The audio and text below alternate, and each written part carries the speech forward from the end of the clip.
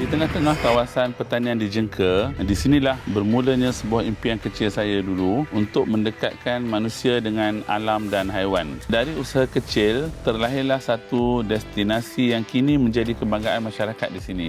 Saya, Muhammad Rafiq Ikramuddin, pengasas Rabbit Land Jengker dan juga usahawan di bawah program pembangunan agro pelancongan Kementerian Pertanian dan Keterjaminan Makanan. Dan inilah kisah kejayaan saya.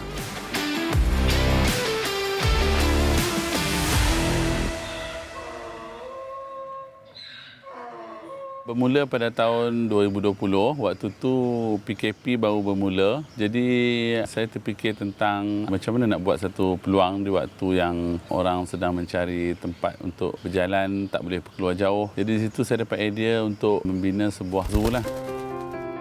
Ketika saya mula-mula buka Rabbit Land ni, haiwannya tak lebih daripada 20 spesies lah. Saya amat berterima kasih kepada Kementerian Pertanian dan Keterjaminan Makanan di bawah Jabatan Perkhidmatan Veterina. Saya dapat tunjuk ajar tentang kebajikan haiwan, kebersihan dan juga pembangunan di kawasan Rabbit Land Jengker.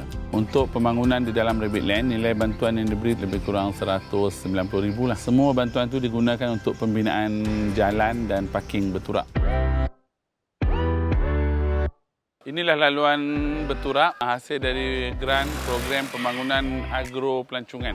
Rabbit Land kini berkembang menjadi mini zoo ternakan dengan lebih 60 spesies haiwan. Dan kami berjaya menjana pendapatan tahunan sebanyak RM590,949 pada tahun 2024. Di Rabbit Land Jengker, kita ada menjalankan amalan mampan. Contohnya seperti semua najis haiwan kita kumpul dan kita proses untuk jadikan baja. Air hujan kita gunakan salur ke tangki-tangki simpanan dan kita gunakan balik untuk pembersihan kandang dan untuk kegunaan haiwan. Semua air hujan kita akan salur ke tangki konkrit tu. Daripada tangki tu kita akan pump ke tangki hitam. Tangki hitam ni kita supply pipe ke semua kandang-kandang lah. Kita jimat air banyak. Kita ada juga buka ladang napier dan untuk pembangunan di dalam Rabbit Land ni kita banyak pakai barang yang telah digunakan semula untuk pembinaan taman dan sebagainya. Semua ini bukan sahaja menjimatkan kos tetapi secara tak langsung dapat mendidik masyarakat tentang kita semula dan kelestarian alam sekitar. Hari ini, Rabbit Land dah menjadi pusat pembelajaran untuk pelajar sekolah dan pelajar universiti. Kami juga membuka peluang kerja kepada lebih 25 pekerja tempatan dan memberi ruang niaga kepada penduduk sekitar. Secara tak langsung, Rabbit Land dapat membantu ekonomi komuniti di Jengker ini.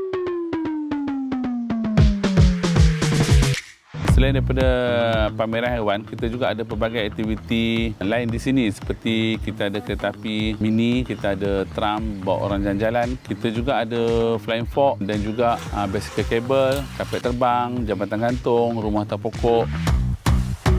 Setiap kejayaan bermula daripada langkah kecil dan keyakinan diri. Saya sendiri bermula dengan impian sederhana, mahu menjadikan haiwan dan alam sebagai ruang pembelajaran untuk semua.